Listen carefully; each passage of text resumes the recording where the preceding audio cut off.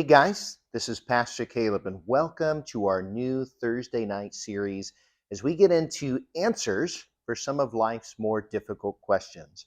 You know, on Thursday nights, we're going to be starting a series here with Professor or Dr. Jon McDowell. We got his permission. He is an apologetics professor over at Biola. Some of you guys might know his dad, Josh McDowell, who wrote a really famous book. Jon has been putting out content weekly for a long time, and I have just been a great fan of some of the discussions, the guests, the people that he brings on, because I feel like he really is trying to equip us, the church, with resources for how we can engage in the world. So I got his permission, and over the summer, July and August, we're going to do a Thursday night series where each week we're going to put out one of these discussions or interviews that he's done and try to equip you so that we can be salt and light, so that we can be ready to give an answer to the hope that we have.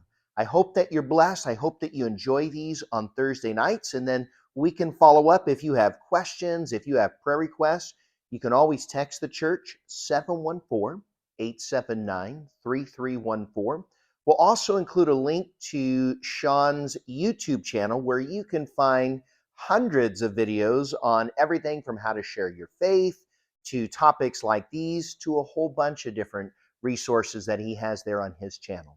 Again, we hope that you're blessed. We hope that you enjoy this, and we hope that you'll join us on Sunday mornings at 10 and 12 as we continue to unfold God's Word to answer life's most difficult questions. All right, enjoy.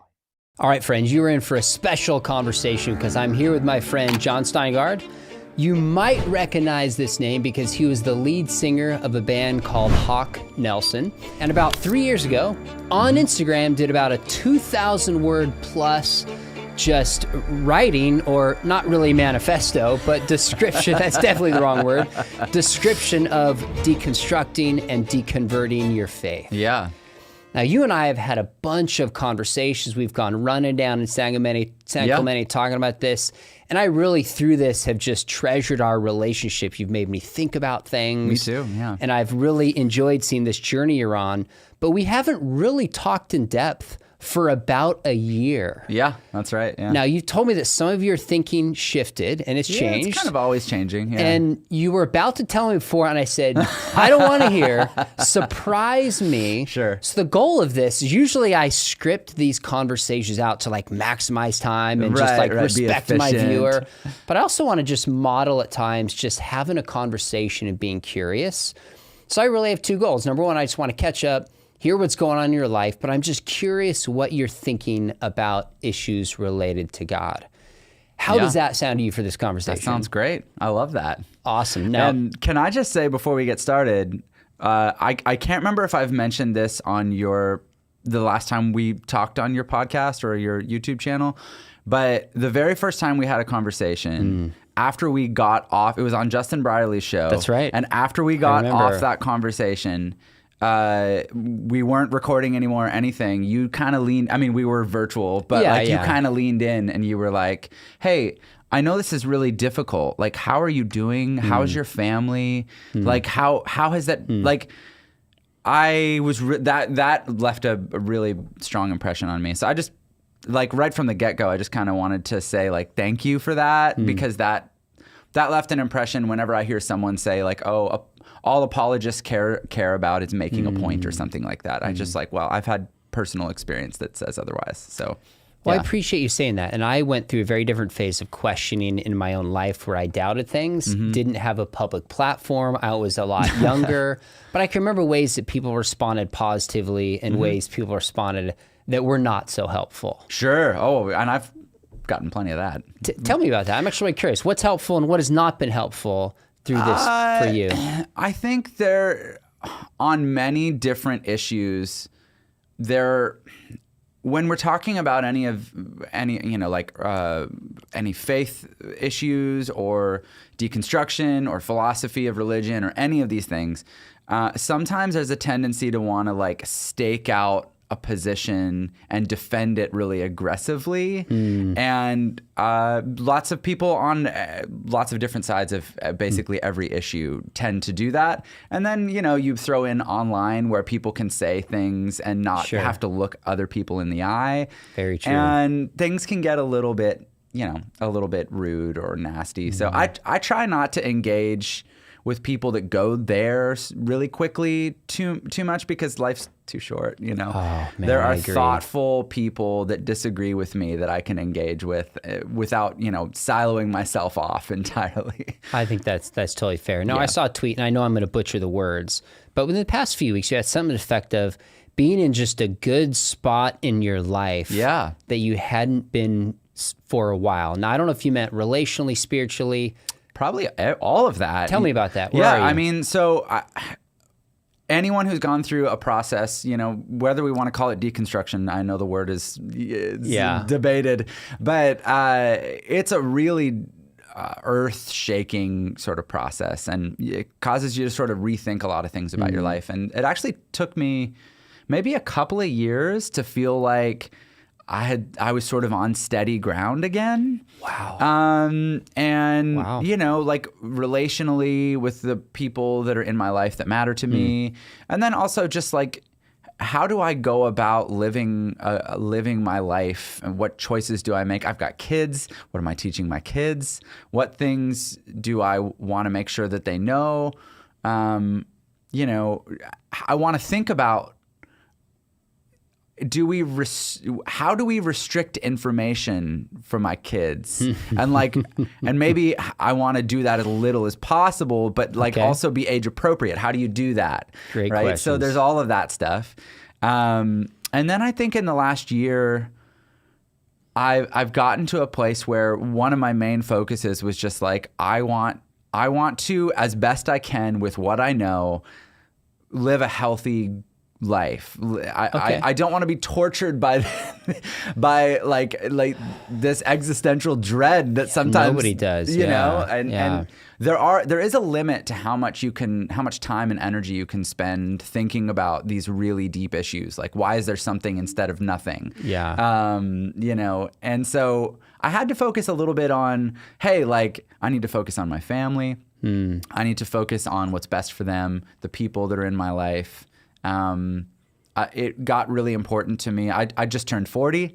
So I was like, it was really, I felt the pressure to make sure that like, hey, I want to be really healthy. I want to be eating healthy. I want to be exercising, that kind of stuff. And a lot of my attention over the last year has been focused on like just really practical stuff like that. Okay, so it's less that you feel like you've landed and answered some of these questions to your own satisfaction, more you're content living with the questions. Is that fair? I think that's part of it, but then in the last few months, I've been able to slow down on work a little bit the last month or two, and I've had a little bit more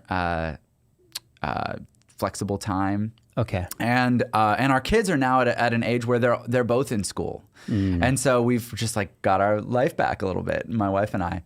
And so we've got a little bit more free time. And so I've been in a new phase where I'm really interested in sort of philosophy of religion again. Oh, okay. Interesting. And the biggest things is just like I'm super interested in the concept of theism on its own, right? So like I think for a lot of people who grow up in Christianity, Christianity isn't a single belief. It's like a collection of beliefs, right? Sure. Like there's quite a few, and you might not be aware of all the beliefs that you're holding individually. It's sort of this conglomerate of like things that you believe. And I think when I went through this process of deconstruction, part of the reason why I think the word deconstruction is actually like at least somewhat accurate is because it does feel like there's an aspect of like taking those apart and looking at them individually. And like there might be some of those beliefs that I grew up holding. There's plenty of other Christians that don't hold that view. So like, like there's different views on hell or atonement theory or, exactly what do we mean when we say the Bible is inspired, the authority of Scripture. Like there's different ways of looking at all of these things, even within Christianity. So I sort of found it helpful to go back to the basics and go like, okay, setting aside Christian ideas or claims or anything like that. Just looking at theism from the beginning, like just basic theism. What are the arguments for and against God? And that space alone is like really interesting. Oh, good. I'm glad you're there. So I want to come back to this if we can. It's interesting that one of the things that spurred this conversation is my most recent book with a buddy is on helping Christians deconstruct without losing their faith. That's like the subtitle. Yeah. Now we define deconstruct. Yeah, how do you define it? So we kind of define it as shedding away secondary beliefs, which is the D, the breaking down, but construct is building something up. Sure.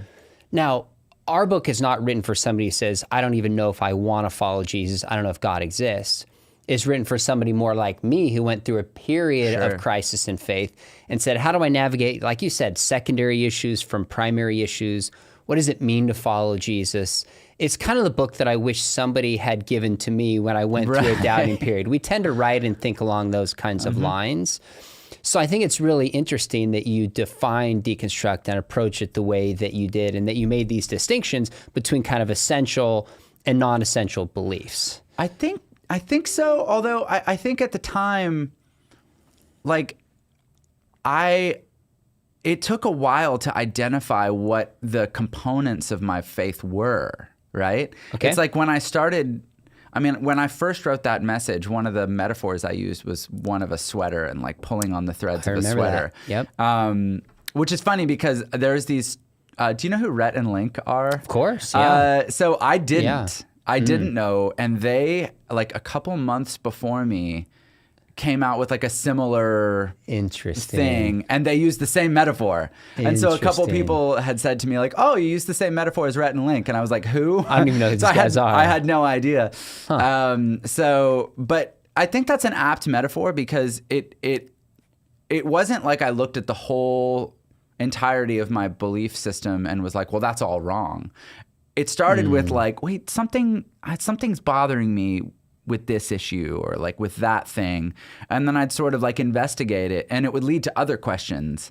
And then I would investigate those, and those would lead to other ones. And it just kept going. And I was like, and as I think we've talked about before, like it wasn't something I like went looking for. Yeah. And I was really troubled by it, honestly. I was like, well, this is disturbing. And so I think I'm looking at it in retrospect now. And in retrospect, I realized that a lot of what was going on is pulling apart all these individual ideas that were just sort of this big glob for me. And I'll be the first to say, because like sometimes people come at me with this, like, well, it sounds like you didn't know a lot about theology, when you were a Christian. And I would say, yeah, I agree. I think there's a lot I didn't know. And even when I went through that process of deconstruction, and I was on your podcast or your YouTube channel and Justin Briley's, and like I did a podcast of my own. That's right. While I was exploring all this stuff. And I think during that whole process, I still hadn't totally recognized how much further I still had to go. And how so many of the questions that I was asking, like they've been asked for a long time. And there's a really robust body of work surrounding a lot of these questions, like the problem of evil, or why is there something instead of nothing? Like these questions have been addressed for a long time. They have. I don't think they're solved, but sometimes someone will come at me and be like, "Oh, that's been answered ages ago," and I just think that's a little depends what you mean by solved or answered or addressed. Right. Yeah. I mean, addressed, I would say yes. For sure. And so now I feel like I'm going like, okay, it is, I mean, I don't know tons of people that hold this. I'm starting to meet more of them, but people that would call themselves theists but are not Christians. And getting to know people in that position is just interesting to me because growing up in Christianity, you know, it's like I didn't really hear the word theism. You know, it's just, it was sort of an important component of Christianity. Gotcha. You know? So one of the things I love doing is just comparing and contrasting experiences with anybody in life. Sure, but both of us grew up, your dad was or still is a pastor, if I remember correctly. Mm-hmm. My dad's not a pastor, evangelist, but traveled in some certain circles. He traveled with Petra and the Newsboys, and we've been to similar concerts. Yeah. But when I hear you saying just openly, I didn't know a lot of theology. I didn't. No. Part of me, I think, okay, something's going wrong within the church. That we have somebody who grows up in the church, no matter what their profession is, doesn't know a lot of theology, and then is invited to write a whole bunch of songs that people sing and learn and work into their mind, throw them on stage. Oh, I know. Without knowing a lot of theology. I'm not criticizing you. You're following the I was just the loving path life, that was man. laid out. I was like I'm in a band. This is fun. Yeah, that's awesome. Right. But so as I hear your story, I'm like, we're messing up and falling short. I'm curious if you agree with that. Yes, somewhat. I think it's like so like when you say given a platform or something like that, I don't remember exactly how you just worded it, so I don't want to put words in your mouth. I don't either. But it's not like there's a platform giver who just like decides who gets to be in a Christian band, right? It's like, it's this sort of living, breathing thing like any sort of artistic arena is, where like people write music. Sometimes other people really like that music and they sort of start listening to it. So I don't think anyone ever like looked at me and decided, you know what, he should be a leader in the church. Like, I don't think that ever happened like that. I agree with you, and I think that's part of the problem. Oh, okay. Is that there's certain values that you say, if somebody can sing, if somebody can entertain, we just give a platform because this is important to us. Yeah. That's more so what I mean. Is I think of the larger values we have as a church, theology and who has a platform is not really up there. So that's one piece. So you can weigh in more if you agree or disagree with that, but I'm curious if there's other things looking back at the church now that you're a little bit removed and you're like, I didn't see that, but that bothers me, whatever it is. Oh, there's definitely things that bother me. Okay. But I mean, I was raised in a very charismatic setting where, in retrospect, I think that someone's relationship with God and the quality of their faith was largely, if you were to look at someone and go, oh, they're just like, they're really following after Jesus, it's largely a result of your perception of their emotional connection. Wow, right? That's interesting. Well, I mean, like, you've probably been in sort of settings like that, right? Where if you see someone who seems like very emotionally connected to their faith and very passionate, it's very easy to think, oh man, they're just like, I mean, I remember hearing this term, on fire for Jesus, right? They're on fire for Jesus. And so I think... Acquire the fire, baby. Right. And I, oh man, don't get me started on Acquire the Fire. I have stories. But my dad spoke at Acquire the Fire for a few years. Yeah. But well, keep going. Keep going. That's a tangent. But I think every faith tradition probably has blind spots. That's fair. To some degree. And so I think the blind spot that this sort of very charismatic evangelical stream that I grew up in had was that it really emphasized this emotional connection in your faith, this very emotional, experiential aspect, and probably didn't emphasize enough thinking about theology or Bible teaching, or I mean, it's not like that stuff wasn't happening, but it wasn't the thing that was considered the most important, because you hear things like it's not a religion, it's a relationship. Oh, I hear that one plenty of right? times. And so I'm not passing judgment on that phrase or that approach or whatever. I just think it's probably the blind spot of the stream that I grew up in. It produces people like me. Well, yeah, I was not implying. That was not my point. It doesn't only produce people like me, but so I grew up on a crusade. My parents were on crusade staff. Right. So in many ways, there's an emphasis on, are you outreaching and winning people for Jesus? Sure. Yeah. That's the mark of a Christian. There's Right. probably some rationalistic, if you have the right theology in place, marks a Christian. There might be some little bit more of the social gospel. If you are serving the poor a certain fashion, then that is the mark of a Christian. And I think you're right that all these can have strengths and all these can have weaknesses. Yeah.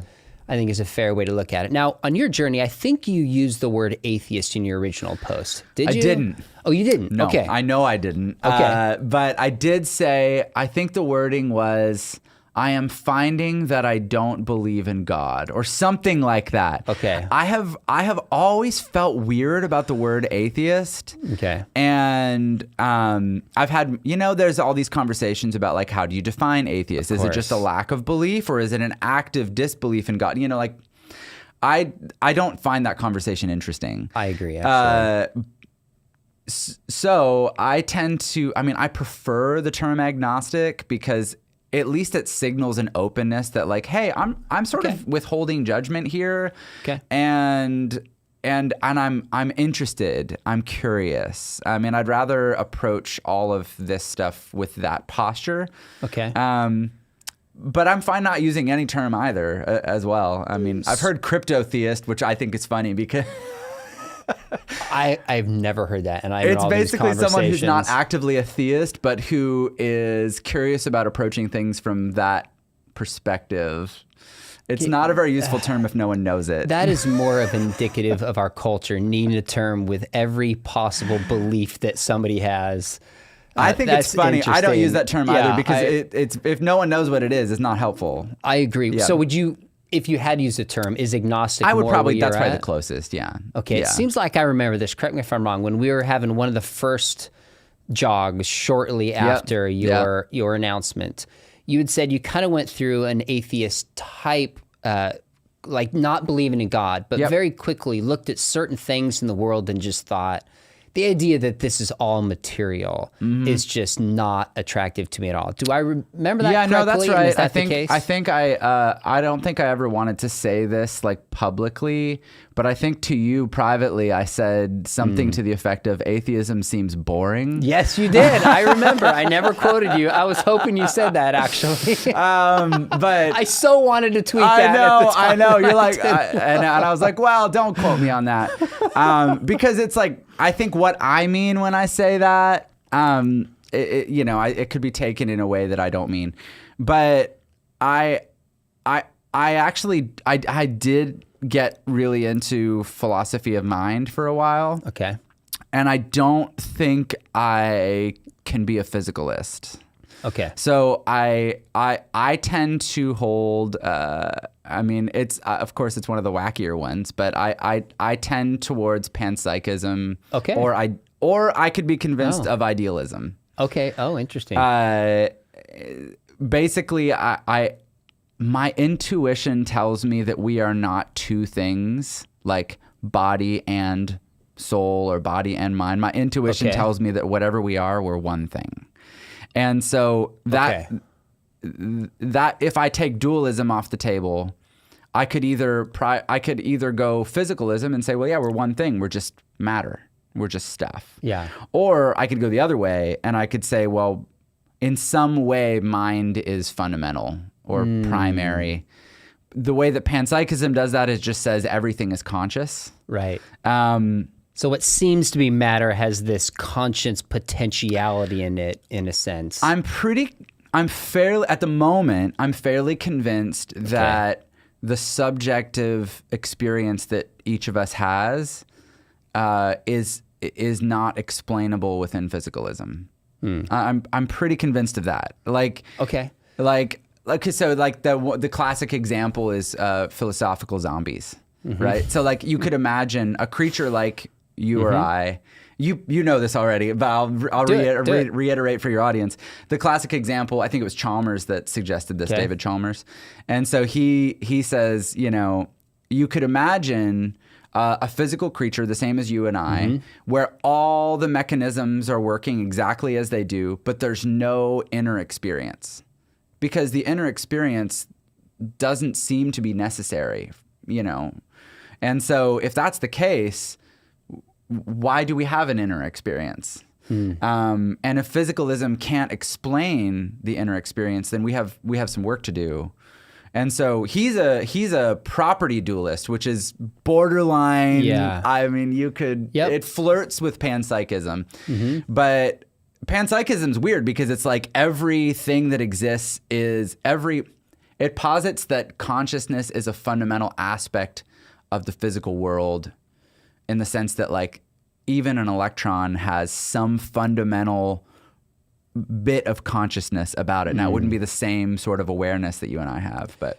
Okay, so just for clarification, you said when you reflect upon yourself, you believe it makes more sense, there's two parts of us. It makes more sense to me that we are one thing. One thing. Not two. Okay, so now you know this. Technically, a Christian worldview is that we are embodied souls. So we're one thing, but we have a material and an immaterial part of what we are. So I'm agreeing with you. I'm just clarifying. Yeah. Substance dualism is probably the most common view within Christianity. And there's nuances from Plato's approach to Aristotle's approach. But bottom line, we'd be an embodied soul. Now, to me, like that just perfectly fits the way I see the world. So for example, when I think about something like pain, right? There is clearly physical selves that we have and C fiber firings that are taking place.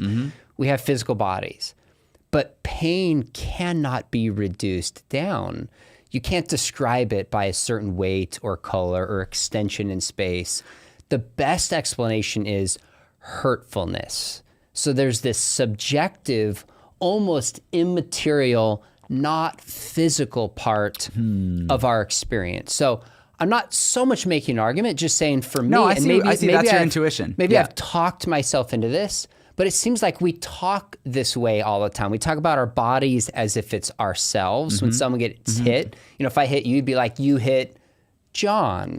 But there's also a sense where your body changes and your thinking and center of consciousness stays the same over time. So my only point is that really seems to match up with the way I would argue most people see the world, myself included. What am I missing in terms of how you would say you see the world? So I think that my objections to that view, you know, would be substance dualism. My objections to that are along the lines of, well, there's a couple of them I can think of off the top of my head. One of them is that it's not clear how if your mind is immaterial, or if your soul, whatever word you want to use, it's not clear how that interacts with your physical body. Okay. And in neuroscience, there's like no real place where like they can see that happening, right? So it's not exactly clear how that interaction would occur. And then there's also plenty of examples of someone who has a brain injury, and their brain injury dramatically changes their personality, dramatically changes who they seem to be in some sense, right? And so the classic example is this guy named Phineas Gage. You've probably heard this story. Great example. Yeah. So railroad worker. I forget the exact profession. I think it was a railroad worker, and he got an iron bar that just went through his skull, and he lived, but it damaged like a significant portion of his brain. And after that, he was like a different person. Where like he didn't used to be, he became very angry. I think he became an alcoholic.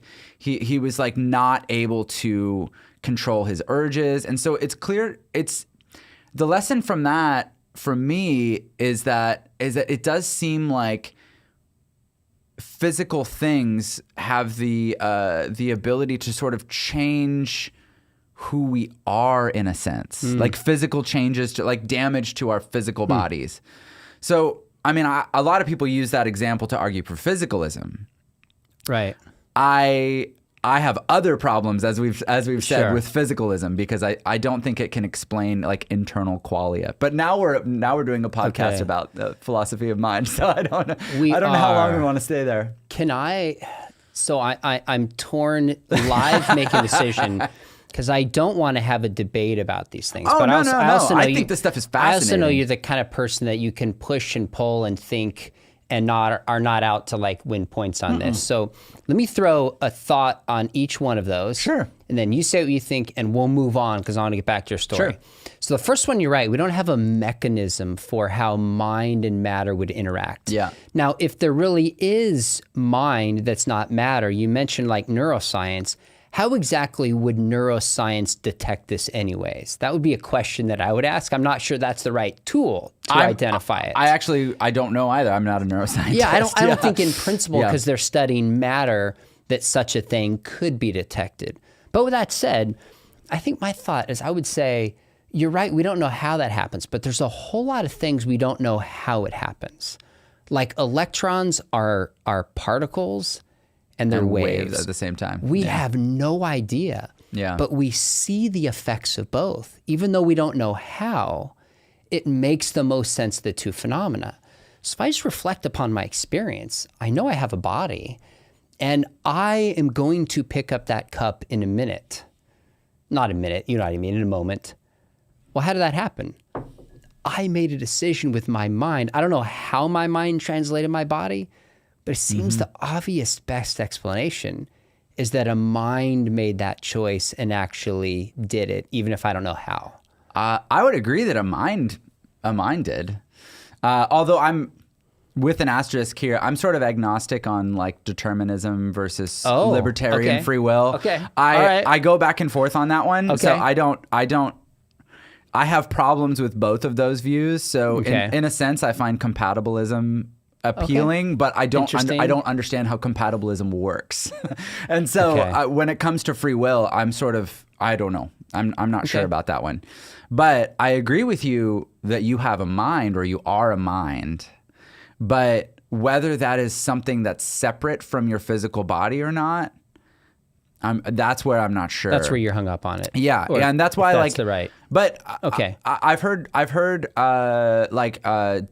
Josh Rasmussen. Yeah, I've heard him say. We've had him on. He's fantastic. Brilliant. He's a theistic, philosopher, brilliant philosopher, and he said something. It's fun. Twitter's fun because I get to interact with like real philosophers, and they actually like answer my questions. I don't know why. That's impressive. But it's so fun. And he made this comment to me on Twitter once where he said, it seems like your worldview, he's big on worldview, right? He's like, it seems like everyone's worldview tends to track towards prioritizing matter and thinking that's fundamental, or to prioritizing mind and thinking that's fundamental. And what he means by that, I think, is that just to address the dualism part of that, I think that for most Christians, in some sense, if you believe that you have a body and you have a mind or a spirit or a soul, you would, in some sense, think that mind or spirit or soul is more fundamental than your body, in some agree. sense, right? Yeah, I'm with you. So you would be more on the side of like probably mind is more fundamental in some sense. Sure. We could put a lot of asterisks on that, but I have found a lot of the arguments of the sort of primacy of mind to be kind of compelling. And I think Josh Rasmussen is someone whose work I've appreciated. Bernardo Kastrup is an idealist who I think is really interesting. Philip Goff is a panpsychist who I think is really doing interesting work. And so I'm really fascinated by that side of the spectrum. You're dropping names on this, man. David Chalmers. I didn't mean like name dropping. I don't know. I'm impressed that you're reading Chalmers and Rasmussen and some of the thinkers here. That's awesome. That's well, commendable. and like, for anyone who's out, they have one pointed at me. I've been like, but for anyone who's like interested in these kinds of topics, like these are great people big. to check out and learn from. I agree. I think so. On the second point, the objection you had was Phineas Gage was the name. Yep. The nail goes through, changes the personality. I think this could be interpreted through different lenses. Yeah. So a substance dualist perspective would say, well, there's a neuroscientist by the name of John Eccles, and he says compare the body and the soul, like a piano player and a piano. Mm-hmm. Now falls short because piano player and piano are both physical. Sure. The idea being the piano is like the body, mm-hmm. and the soul is like the piano player. So the soul has the capacity, the piano player, to play through the piano. Yeah. But if the piano is damaged, there cannot be the expression of the music in the way it should be played. Right. So in a sense, from a substance dualist perspective, your soul has the capacity to see. But if your eyes get damaged, you cannot see. There's parts of the brain that are connected with different parts of our personality mm-hmm. and our decision making. They get damaged and the rest of the brain can't compensate. We would expect to see personality and decision making changes. Now that's not an argument for substance dualism, but I think it can withstand, it can make sense of logically that objection, if that makes sense. Yeah, and I think also it's open to the substance dualist to say that that correlation is not causation. Like I think 100%. I think that I agree. That response is open to the substance dualist too. So okay. Yeah, it's not like that's the thing. If there were knockdown arguments for any of these things, then I was about to say we'd see more agreement. Maybe we wouldn't. but I think it's we all have our own intuitions about some of these things and fair enough. And I more than anything, I think the conversations about it are really interesting. And thinking about consciousness really opened my mind up to be able to consider theism again. Because I read this book called Other Minds by Peter Godfrey Smith.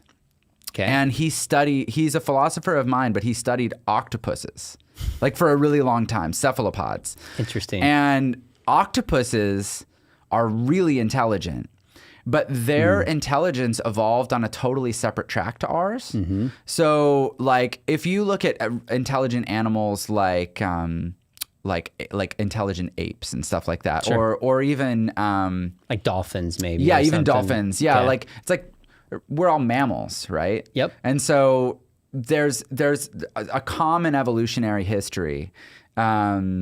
I'm assuming evolution here, so it's I'm fine. not yeah. okay. No, don't worry about it. But cephalopods, they broke off from our evolutionary history way earlier, before any animals were nearly as intelligent as we are, and so their consciousness, I'm assuming they have one, which I think is a good assumption. Their intelligence evolved really differently than ours. Their nervous system is distributed throughout their bodies. They have basically these little mini brains for each arm, and then a central brain that coordinates everything. But that central brain isn't nearly as significant as ours. Like their nervous systems are way more distributed. So what would it be like to be a creature where different parts of your body are in some sense thinking for themselves and acting on their own, but also coordinated? Yeah. And so that got me thinking about like what it means to be aware. My awareness is one example of what it means to be aware. But awareness could seem really different for other types of conscious creatures. So like octopuses, just what it is to be an octopus must be so different than what it is to be a human being, right? So that got me thinking about there are probably many different ways to be a conscious entity. And that made me think, well, maybe if God were real, maybe the sense in which God is a conscious entity is completely different than the sense that I am, you know, which I think, you know, you would at least absolutely agree with that somewhat, for sure. I think. Yeah, for sure. And so I think that opened me up to think like, okay, like maybe I've been thinking in this box where I'm imagining that God, whatever God is, has to be a person in the sense that I'm used to. And maybe I need to explore outside of that box a little bit. And so that's... I love that. I've been asked, like, how can God answer prayers for multiple people at the same time and be aware of so many different things? Sure. And I hadn't thought of the octopus example. I might use that in the future. Sure. Yeah. Note to self, I will try to remember to give you credit, but I'll probably No, I don't care. I don't. It's not me. It's Peter Godfrey Smith. That's a very interesting, helpful way to think outside of the box. Yeah. I love that. You know, one interesting thing about octopuses, this is a side note, is the structure of their eye is very remarkably similar to a human eye. And yet a very different, like you said, evolutionary pathway. Yes. So either people argue there's certain things in nature that push towards a common, structure to emerge, or there's design that could account for it. Of course, I favor design, but that's just an interesting point about the octopus and a human, not even a chordate like we are, similar eye structure, fascinating. Now, that aside, how urgent are these questions for you? Like, what motivates you? Is it just that this is a good question. You're just interested, or there's a sense of like, I've got to figure this out? So I think there was a sense of urgency like earlier in my process where it really stressed me out, Sean. Like I was mostly not having a good time. Now I feel like a huge sense of peace about it. I feel like now it's more of an adventure of exploring these things the way that I like to explore the physical world, right? Like I love to travel. So I think about philosophy in the same way. Like I'm reading Swinburne right now, Richard Swinburne, which is like, amazing. I feel like so overdue. Amazing. Because I asked on Twitter a few weeks ago, like, okay, whether you think these arguments succeed or fail, what do you think are the best arguments for theism? And a lot of people said Richard Swinburne. And I was like, yeah, I know a little bit about him, but like I need to actually go and read him. So I'm doing that now. And you know, right out of the gate, he shares a few of my intuitions that, and not all of them, of course. I'm finding ones we're diverging on pretty quickly too, but like there's certain intuitions that he shares. Like I don't know how to make sense of a person who is timeless. Because it seems to me that any sort of choices or actions or experiences require time. Are time bound. Or some kind of time, you know? Like I think William Lane Craig posits a meta time of some kind. Or metaphysical time, I think he calls it. Yeah. And so that to me is some kind of time. You know, it doesn't have to be time as we experience it. But it seems to me like I don't know how to make sense of the sort of classical theistic view that God is timeless and immutable. Like to me, I don't know how that kind of a being could be a person in any way that we'd recognize. But I still think it's a live option. Like maybe. You know, I'm bouncing all over the place here. I apologize, but like one of the more compelling theistic arguments that, as far as I can see, is like arguments from contingency. And so I like the Leibnizian. I always feel like I'm going to say his name wrong. It's fine. I like his formulation of it, where he talks about explanation, things that contingent things have an explanation for their existence. That chain of explanation either has to end somewhere or goes on forever, which has problems, or runs in a circle, which has even more problems. And so it's like the most attractive view is that chain of explanation has to end somewhere, and that ending is some sort of necessary being. That's right. He says necessary being. I know technically being doesn't mean a person in this case, but like in colloquial terms, being usually does. I'd have to go back and confirm this, but I think Leibniz would say it has to be a person and a being, not just being itself. I think in stage 2 he goes there, right? Like there's 2 stages to his argument from contingency. Okay. I think the first one just establishes he does argue for a necessary being, but I think, and I get this wording from Rasmussen because he says foundation a lot, and I like that word because it's like you can. The atheist or the agnostic could agree on a necessary foundation, right?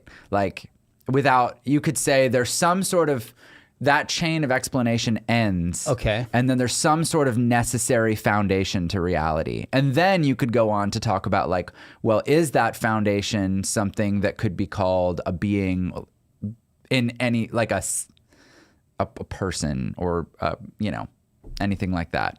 But I do think that stage 1 of Leibniz's Leibniz. Yeah, Leibniz. Yeah. I'm never going to say that with any confidence. I do think stage 1 is pretty compelling. I think it's more attractive to accept the view, or at least tentatively accept the view, that there has to be some sort of necessary foundation to reality. Interesting. And so then what is that foundation?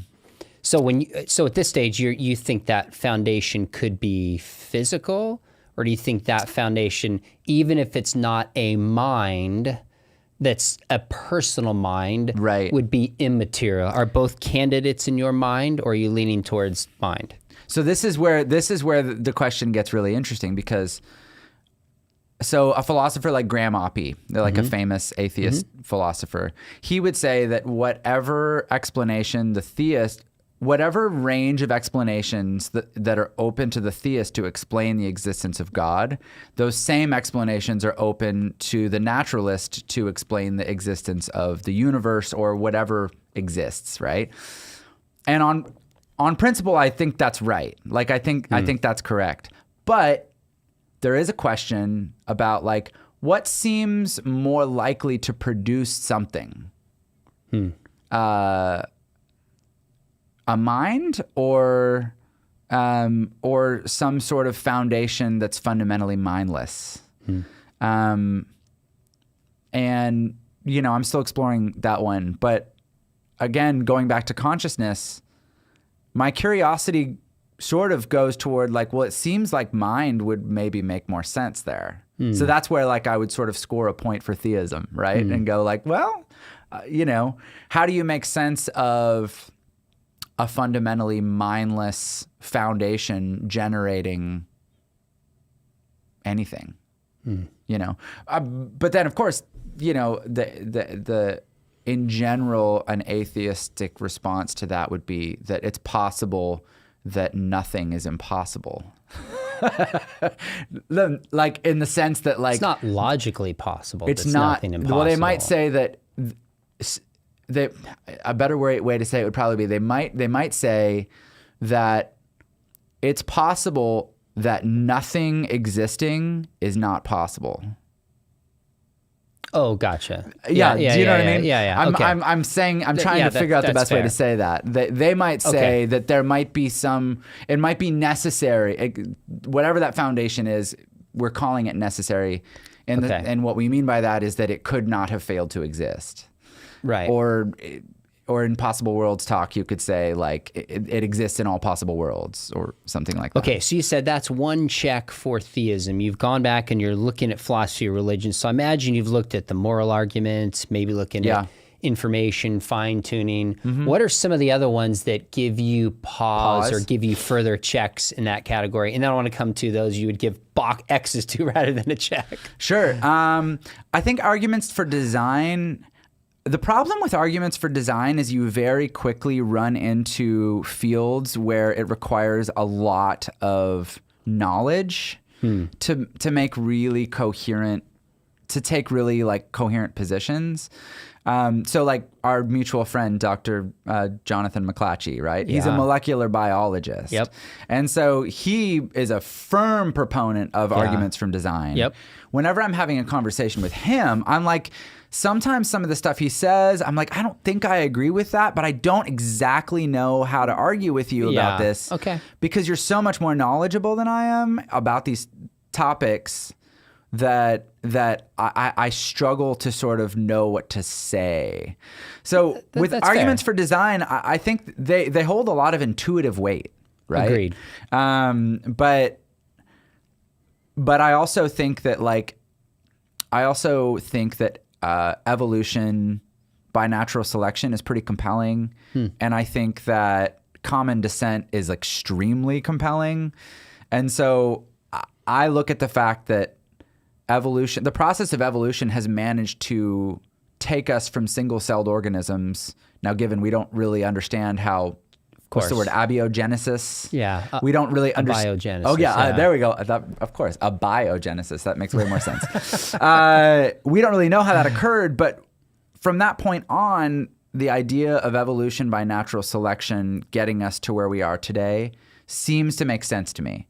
I think there's questions about some of the process that I think are legitimate, but I look at that. Okay, keep going. Well, no, I'll just finish that. Yeah. I look at that and I go, okay, I see a naturalistic process that can definitely make things look designed in some sense. And so I wonder if there's other processes like that, because I do think that process is fairly compelling, and I think it's true. And that's interesting. So I look at that and I go, are there other areas where there appears to be design, where if we just learn more, we'll find that actually there's a natural process going on. You know who made that argument was Dawkins in The God Delusion. I know. About fine I'm trying not to reference him. My point was not it's wrong because he did, but he said, we know in biology this is so definitive, so this can explain fine-tuning, this can explain, and he pointed that to other arguments. Well, he doesn't, I don't think he actually explains fine-tuning. He waves it away.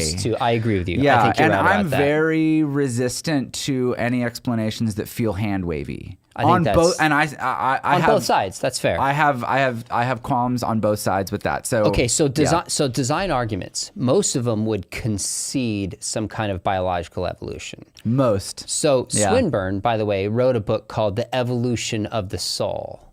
And I think he believes in a kind of evolutionary account. I haven't read it since grad school, early 2000s, but he would be okay with some kind of evolutionary account. Yeah. That, in some ways, design would say, something from nothing, point to the Big Bang. Obviously, evolution is independent of that, point towards fine-tuning, origin of life, our privileged planet. For life to evolve, you can't even have life unless you have a universe. I'm sorry, you can't even have an evolutionary process unless all these things are first in place. Biological evolution presupposes all of those in some things. ways, I would say, even if evolution were true, and that's a separate conversation, that only gets somebody really this far unexplained. So you agree with that? Yeah, totally agree. Interesting. I think when we're talking about the apparent fine-tuning of our universe, I think there are some interesting responses to fine-tuning arguments.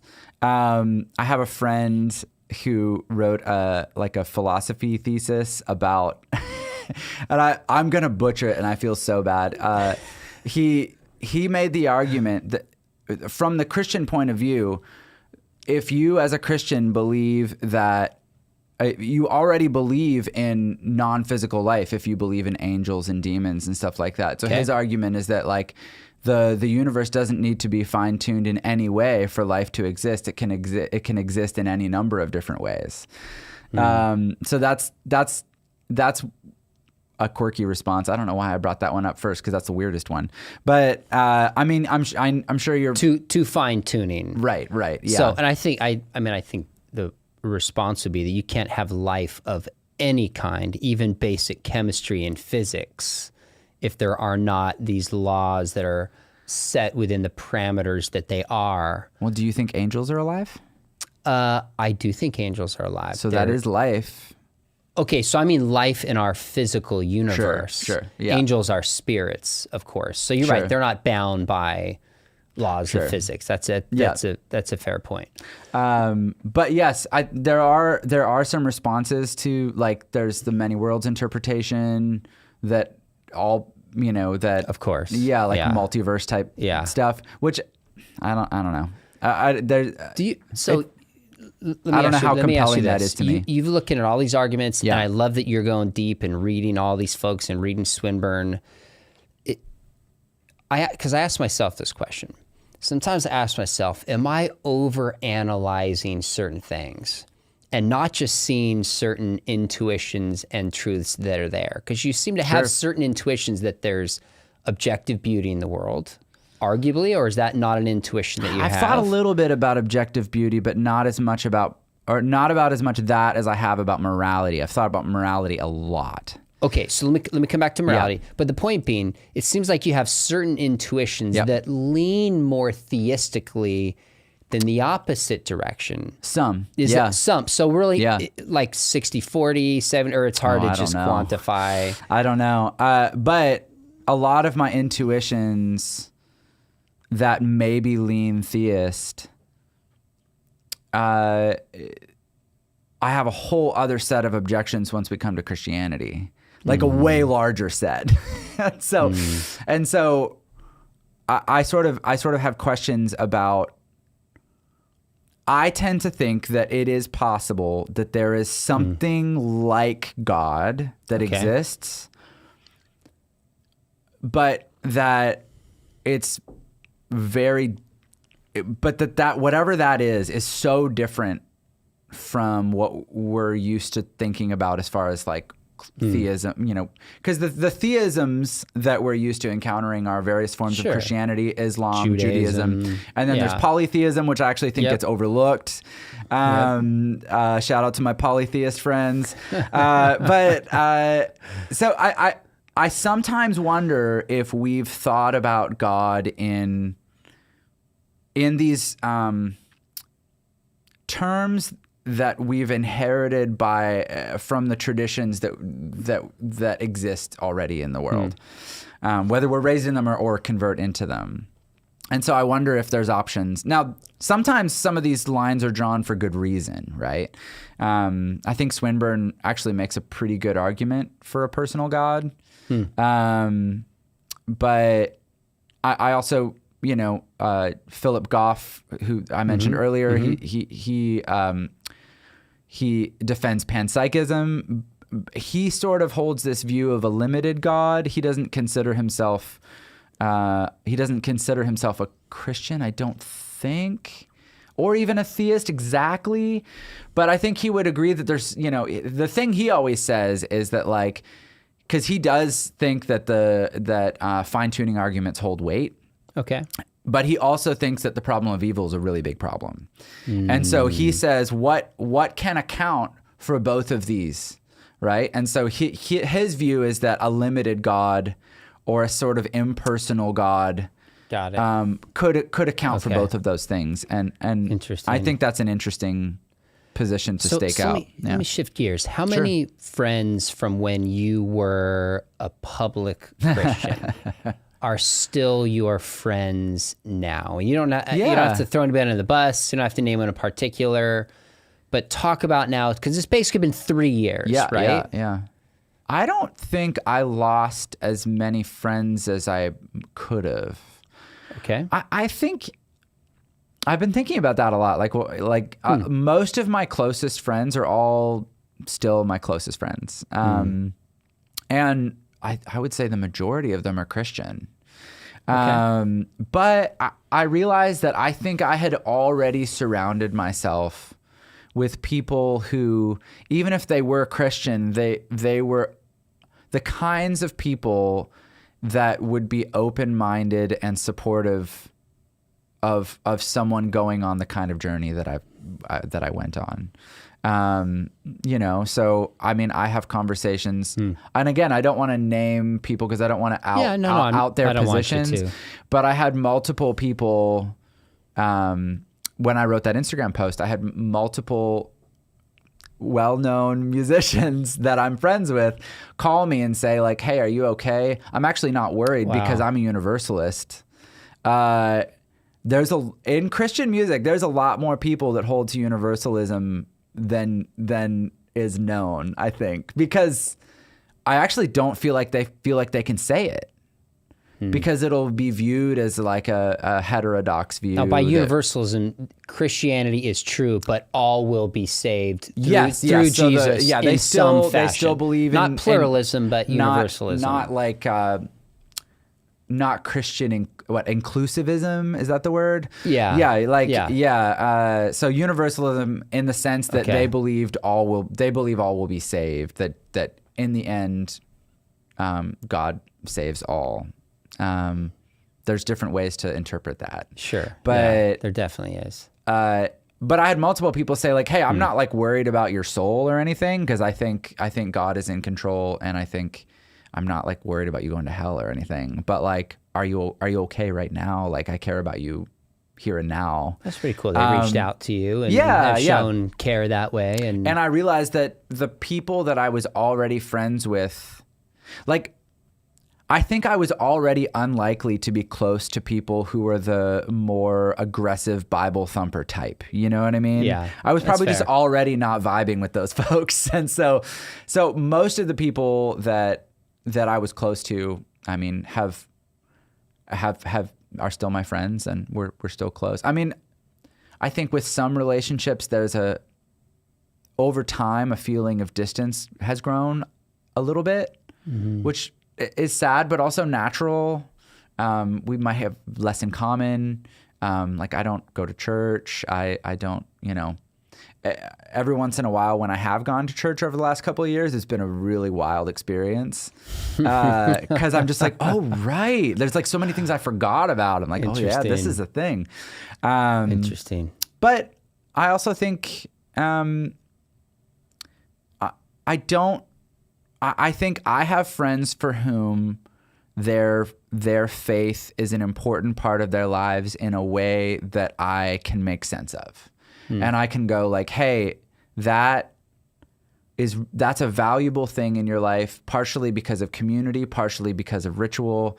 I don't literally believe that some of that stuff is true, but I'm watching the effect that it has in your life, and I wouldn't want to like push you to remove that from your life, especially knowing what the last 3 years has looked like for me.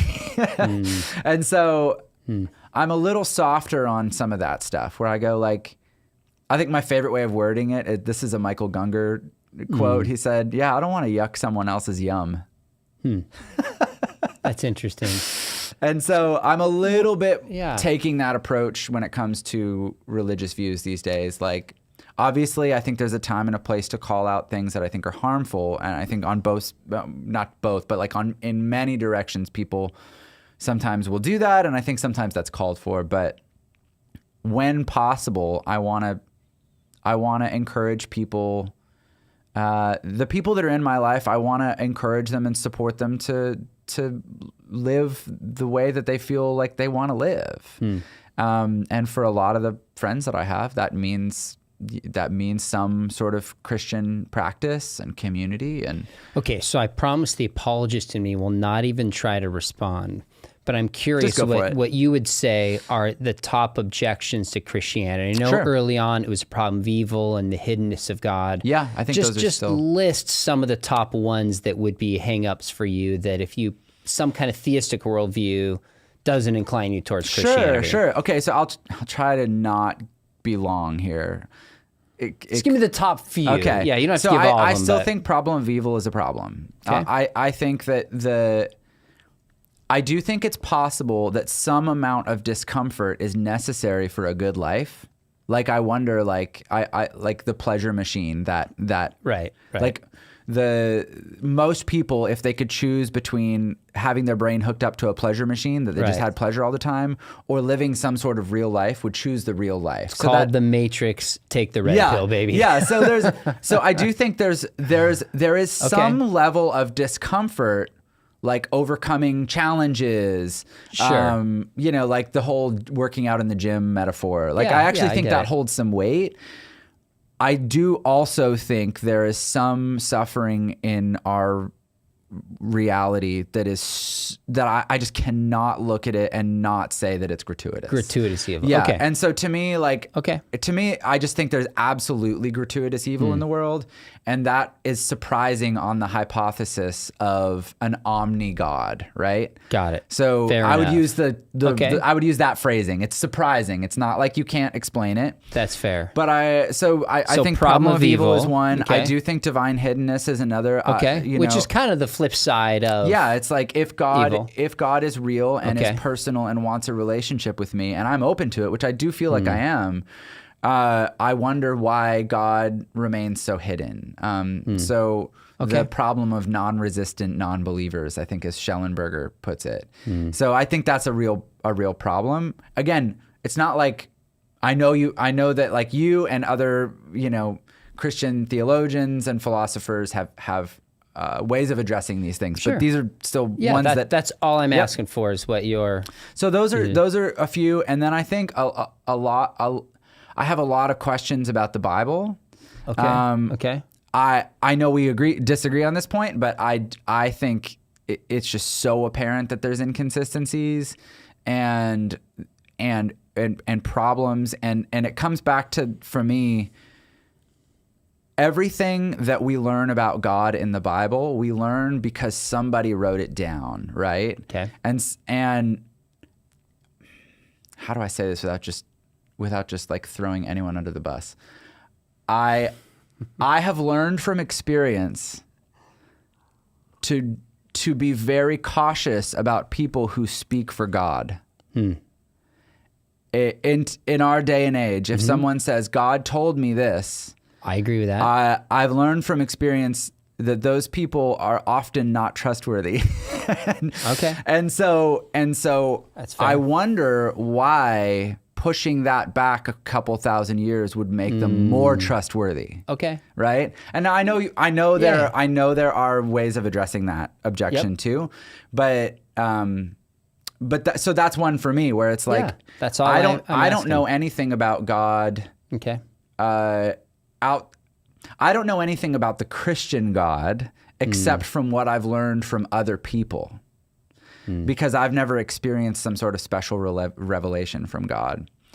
I would think most Christians wouldn't claim to have, you know, Sure. to have like special Yeah. revelation. Yeah. God revealed his nature to me, you know, personally. So that's an objection. I also think geography is an interesting objection. So now this only matters if you believe in some sort of eternal punishment. So if you believe that believing in Jesus or not believing in Jesus has eternal consequences, Okay. then there's a problem with the fact that, I think there's a problem with the fact that if you are born into a certain country, you are less likely to be a Christian and believe in Jesus. Got it. And so it seems to me that there's something weird there where, like, you can't control what country you're born into. So say if you're born into a Muslim country, Yeah. you're statistically much more likely to be Muslim than Christian. And I get that you could make the argument that, like, well, they may have the opportunity to encounter the story of Jesus at some point. But I just think the forces of culture are so strong that, like, it seems unfair to me that if there's a Muslim born in a Muslim country, or if there's someone born in a Muslim country, and if they choose that path because it's the path that everyone around them is choosing, that they would be condemned to some sort of eternal punishment. That seems... The problem of the unevangelized is Sure, sometimes how it's called. yeah. Like, that seems like a problem. Okay. So evil, hiddenness, questions about the Bible, unevangelized. Sounds like these are similar to the same objections in some ways you stated in your Instagram post. Yeah. But more sophisticated in some ways. I think I've thought a lot more about them. I think one of the biggest areas where my views have changed is morality. Okay. I think that when I sort of departed Christianity, I sort of bought into the knee-jerk reaction that if God's not real, that morality is not objective. Because I think a lot of people, I mean, I sort of had, I don't think I consciously had this view, but I guess I subconsciously had the view that morality is rooted in God's commands or nature or something like that. Some version of divine command theory, but it's not like I knew what that was, right? And so without that, it's like, oh, well, morality is subjective. And I found that like that had some pretty troubling conclusions. So you believe in objective moral values and duties without God. I do. So, but it took a while to get me there. Interesting. Very interesting. So I would consider myself a moral realist. I think moral truths are objective. Okay. So last question. I know you've thought about this. What would it take for you to say, you know what? I am a Christian. And is your answer in any way biased from your charismatic background? What a good question. Expecting some charismatic thing. Yeah. What do you think? Well, there'd be some pretty big hurdles. But I have thought about that. I have wondered, okay, so is there a part of me that's resistant to Christianity because for non-rational reasons. Am I emotionally resistant? And I think I have to concede that like I'm probably part of me is. Like I think it would be a bit dishonest to think that like there's nothing. Like, oh no, I'd be totally fine. Sure. So I'm sure there's some truth to that. But I try to mitigate it as much as I can and that's all you can do. And go like, okay, like I have this intuition that Christianity is not true. I should probe that intuition and I should be willing to amend it. And honestly, part of the way that I do that, and because I've thought about this, I've thought about if I were to be a Christian again, what's the version of Christianity or the stream of Christianity that I would find the most tolerable? Like in the state that I'm at right now, like, and there are things about Catholicism that I think are really, really interesting. And I like, they sort of deal with some of my beefs on scripture by like not holding to sola scriptura. Now, I think the succession of the Pope and the leadership of the Catholic, I think that has its own problems. And I have gripes with that too. But I don't know. I think I've tried to mitigate my emotional resistance by cultivating views on different streams of Christianity that I might find more appealing. So like I have a friend who's one of the leaders in the Episcopalian church in San Diego. And he's awesome. And they do all kinds of great work in their community. They're LGBTQ plus affirming, which I feel like is really important to me. And so there are streams of Christianity now. Like we don't need to get into the progressive Christian versus versus debate. Sure. I think there are versions of Christianity that exist that I could get on board with. I just wouldn't be where I came from. For you know sure. What's interesting is my co-author John Marriott has written 5 books on either deconversion or deconstruction. So about 6-7 years. Interviews and studied this, and he said when people leave and they come back, it's almost always to within a different stream. That doesn't surprise me. Christianity makes total sense for so many reasons. John, literally, I could ask you questions until we fainted or fell asleep or something like that. I can't tell you how much I appreciate how seriously you think about these questions. Your willingness to let me just kind of push and pull and explore ideas, your openness on this. Really enjoy it. Thanks for coming on. We need to do this again sooner rather than later. That's for sure. Sure. Thanks for having me. It's a blast to talk about this kind of stuff. And I don't always get the chance to do it in person. So well, you're a nerd like me. I enjoy it too. More so with people who disagree with me than people who agree with me often. So especially who are usually if you're talking, you drill things down enough, you can find a disagreement with almost anybody. That's true. And you can certainly find agreement with almost everybody too. And something to learn. Which you do as well. So, hey, those of you watching, make sure you hit subscribe. This is brought to you by Biola Apologetics. We'd love to have you come study with me, not only defending the faith, but even just learning how to just engage people thoughtfully, as hopefully we did today, how to have conversations with people who see the world differently. So make sure you subscribe and think about joining me at Biola. We'd love to have you in class in our master's program. Jon, let's do it again, buddy. Yeah, thanks, man.